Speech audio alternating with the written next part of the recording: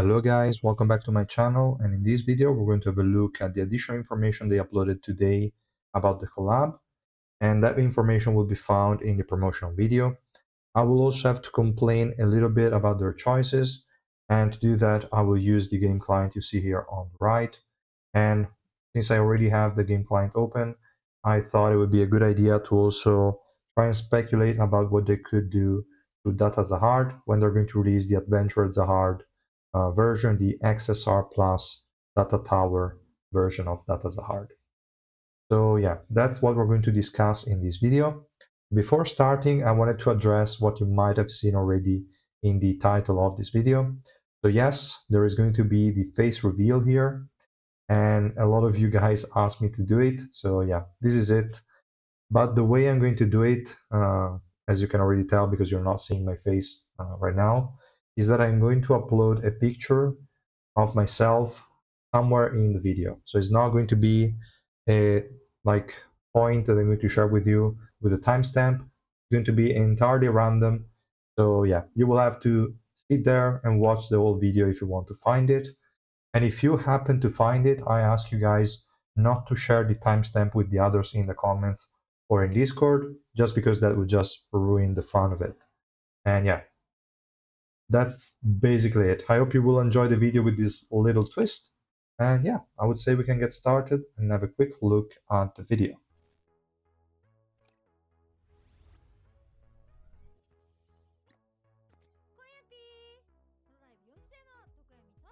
It's nice that they do the introduction. I also hope the voice lines in-game will be from them.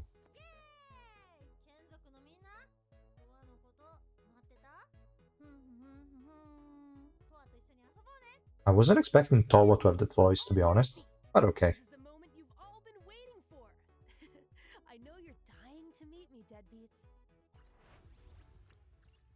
Pretty cool. Now let's see. We also have the maid costumes. Those are pretty dope, but we're going to talk about them in a second. Now I think we're going to get to the most important piece of information.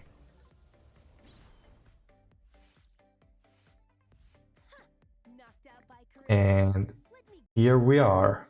So as you can see, in the bottom left corner, we have the additional piece of information I was mentioning. Yellow assassin scout. Okay, scout is relevant. A yellow assassin. Now we just got Hugo, that is a yellow assassin.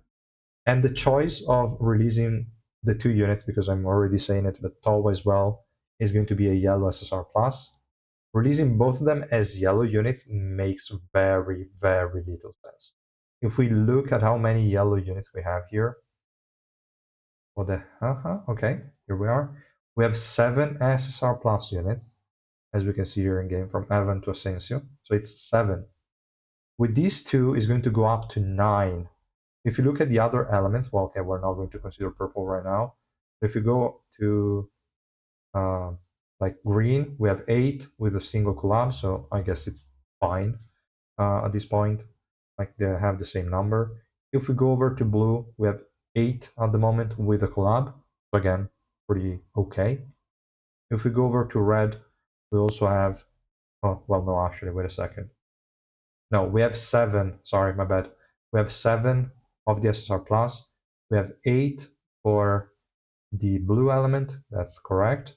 But for red as well, we have, again, 7 plus the EX unit. Then we go to purple. Purple, why is it always going over my profile pic? Whatever. Purple has 5. Purple has 5. So, I don't know, guys. To me, they would have made a lot of sense as purple units. They would have gotten to 7. Now we're going to get 9 yellow. Then we have 7 green, 8 blue, 7 red, 5 purple. Now, why there is this kind of discrepancy? To me, it makes literally 0 sense. Also, if we look at the theme of these two units, we have a devil and we have a grim reaper. Like, purple would have been perfect. I really do not understand who would, like, why would they release them as yellow units? It literally makes no sense. And then again, we just got an assassin. And here we are again with a yellow assassin. I don't know what to expect from our kit. Probably a little bit of utility. Most of the assassin units we have in the game have a good survivability, so I'm expecting the same from Mori as well. We'll see. But I will say I'm 100% disappointed in the choice that they made here about the color. It is really absurd to me. Makes no sense. But I guess it is what it is. Now we can move on with the video and we'll just comment a little bit more once we get to Towa. But yeah, I don't really like this. I don't really like this. Let me know in the comments what you think. But to me, this is just stupid. And here we have Towa. Pretty cool animation. This is probably going to be the special move. And here we are, bottom right, yellow wave controller, I believe, support. Now, we are getting a collab support unit. SSR Plus supports are all pretty busted. We have Evan here in yellow. Well, okay, the purple one is the only not busted, I would say. He's okay, but he's not exceptional like the other four. But yeah, whatever. So we have Gustang that is just so-and-so. For red, we have obviously Albelda, massive support. For blue, we have Garam, again, great support unit. And then we have green with Anniversary Iwa. All of them are amazing units. Chances are a support is going to be very close to a must pool. Like, I would recommend a lot of you guys to focus on this unit. If you can only pull for one of the two collab units, definitely go for Tawa. They're going to have separate banners, but they're going to share the same PT. That's what it told us in the developer notes. So I would recommend you guys to go for Tawa first. If you're in doubt, she might be busted. Obviously, if we see her kit and she's just a pretty weak support, then no need to go for her. But of the two, I would say Tawa is going to be the more important one. Unless Mori is absolutely busted, but we'll see. So yeah, that's more or less all we can say here for the collab. We have no additional information. They could still change their mind with the color, and you know why? I believe, I hope. But yeah, they could change their minds. This could all be a joke, but we'll see. So yeah, let's keep going with the video.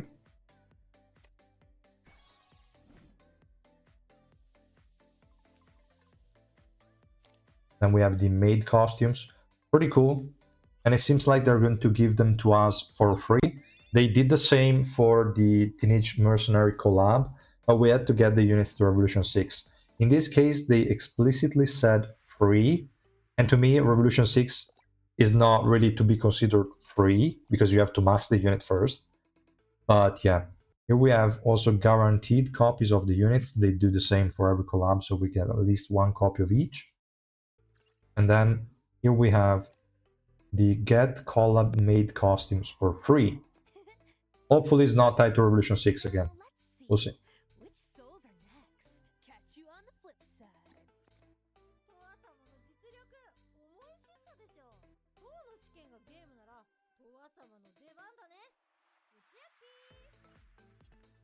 Nice. Let's see.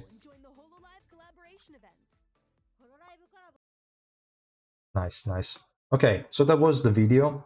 Nothing else to add. The only information was, again, the color and the role. So yeah, let me know in the comments what you think about that. If you agree with their choices. If you don't, like me, because really, guys, yellow makes no sense. But fine, I guess. And yeah, now that we addressed that, let's quickly go over Data Zahard and what we know about the XSR Plus rarity. So what they said is that the base kit is going to stay the same, meaning these skills here, like these effects, are going to stay the same between the two variants. So the game, like the unit in the game we already have, and the Data Tower version. But what's going to be the main difference is going to be Revolution, from what they said. But I hope that's not going to be the only difference, because otherwise the variation between the two units will be very small. What I hope they will do, and what I think they will do, is also change the color. So instead of green, they could do blue, yellow, whatever. And I mentioned blue and yellow because I think for Adventurer Zahard, they would kind of make sense. He's very like freedom oriented when he was an adventurer, so I think blue could make sense, and also yellow in a way. But again, we'll see if they decide to keep the same element or not. It would definitely make more sense to change it. What they could also change is the role. Right now, this guy is a warrior. They could change him into, I don't know, an assassin, a tank, whatever. That will have an impact on the revolution subnodes and could break or make a unit. Like some units have a very good kit, but they're kind of held back by the fact that they have shitty subnodes. If they do this change, it could be really interesting. Well, okay, obviously they could also change the element type, but I don't think that's gonna happen, and it's not even that impactful anyway. And the like position doesn't matter. So that's one thing they can change other than the color.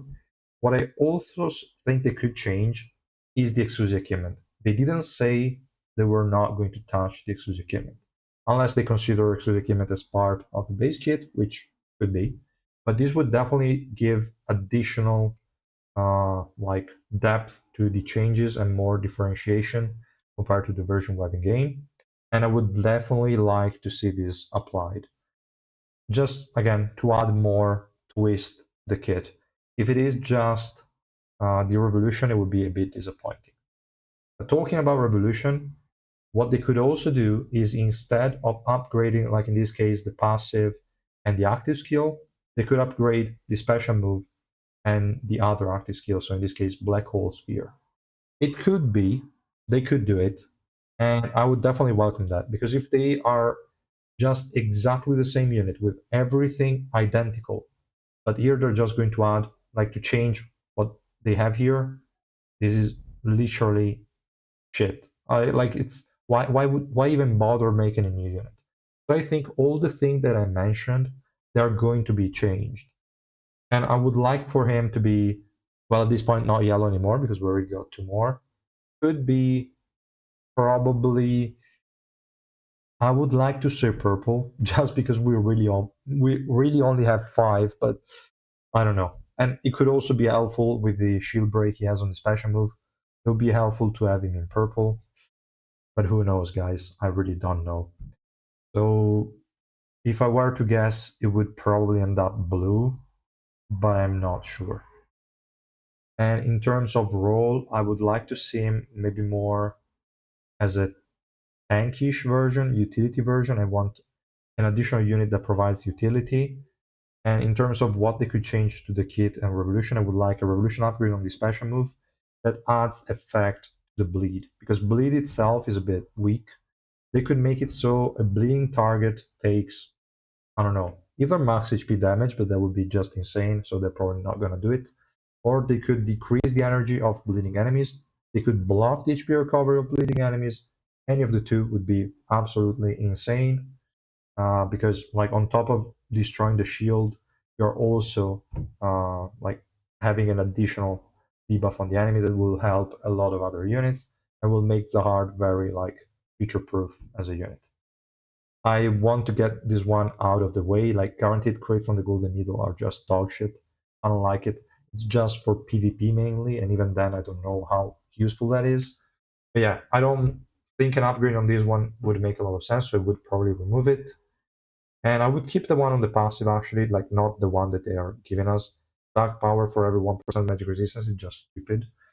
What they could do is that every time it reaches to like it reaches back to max HP to full HP, it then reset the invincibility of the different tiers. He's still going to stay in tier 3 with a weapon, but he's going to have invincibility again at 60% and 30%. This would be massive. I would like to see it. His durability would skyrocket like crazy. It would probably be too broken in PvP, but definitely I would like that. And as a tank with the utility I mentioned before, I think it would definitely make for an amazing unit. Could also end up maybe as an assassin with a lot of damage, no idea. But in general, if they don't give him max HP damage, I don't think as a damage dealer is really going to make it. So I'd rather have a more utility variant of Zahard. So that's kind of my take on the collab and the changes that they could do to Zahard. And yeah, I'm really looking forward to to reading in the comments what you think is gonna happen. And yeah, that's pretty much it, guys. If you made it up to this point, you might be curious where the face reveal is. And if you haven't seen it, make sure to go over to the description box below and you will find the answer to your doubts. So thanks so much for watching. I hope you enjoyed it. I hope you had fun, and I will see you guys in the next one. Bye.